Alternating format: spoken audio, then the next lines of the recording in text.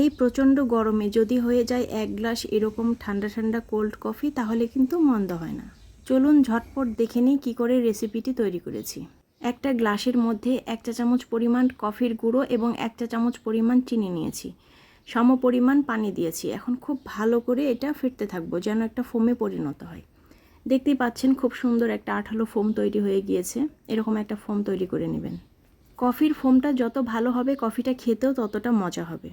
এই coffee foam চাইলে আপনি সংরক্ষণও করে রেখে দিতে পারেন।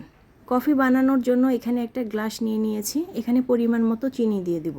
2 চা চামচ চিনি দিয়েছি আমি এখানে। যার যার স্বাদ অনুযায়ী বাড়িয়ে কমিয়ে নিতে পারেন।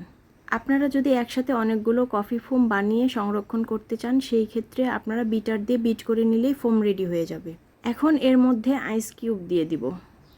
খুব বড় বড় মাপের 2টা আইস কিউব আমি এখানে দিয়ে দিয়েছি। ভিডিওটি যদি ভালো লেগে থাকে তাহলে একটা লাইক দিয়ে দিবেন এবং চ্যানেলটিকে সাবস্ক্রাইব করে চ্যানেলটির পাশেই থাকবেন। এখন এর মধ্যে আমি মিশিয়ে দেব ঠান্ডা দুধ।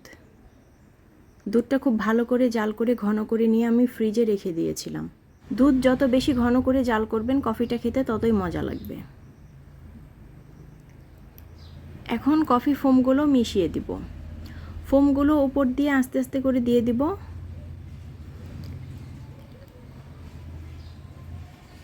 এখন একটা পাইপের সাহায্যে আমি হালকা করে ফোমগুলো একটু মিলিয়ে দিব। সবগুলো একসাথে গুলিয়ে মিশিয়ে দিব না একদম।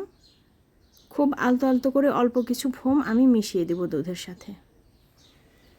এটা আস্তে আস্তে খেতে থাকবেন আর ফোমগুলো মেশাতে থাকবেন, তাহলে বেশি মজা লাগবে।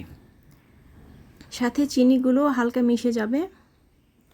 এই কফিটি বানানো একদমই সহজ। ঘরে থাকা উপকরণ দিয়ে কফিটি বানিয়ে ফেলা যায় এবং এই কফিগুলোই আমরা বাইরে অনেক টাকা দিয়ে কিনে খেয়ে থাকি। এখন চাইলেই যখন তখন আপনি বাসায় বানিয়ে নিতে পারবেন। কফি বানাতে যে যে উপকরণগুলো ব্যবহার করেছি এগুলো আমাদের বাসায় কম বেশি সবারই থাকে সব সময়ের জন্য। স্বাদ বাড়ানোর জন্য 1 চা চামচ পরিমাণ এখানে গুঁড়ো দুধ দিয়ে দিব। এটা একদমই অপশনাল, তবে দিবেন, দিলে অনেক বেশি টেস্ট আসে। দেখলেন তো কত কম সময়ে এমন মজার কোল্ড কফি তৈরি করে নেওয়া যায়। বাসায় বানিয়ে ফেলুন এবং এই গরমটাকে এনজয় করুন। ভালো থাকুন, সুস্থ থাকুন। আবারও নতুন কোনো রেসিপি নিয়ে হাজির হয়ে যাব। আল্লাহ হাফেজ। আসসালামু আলাইকুম।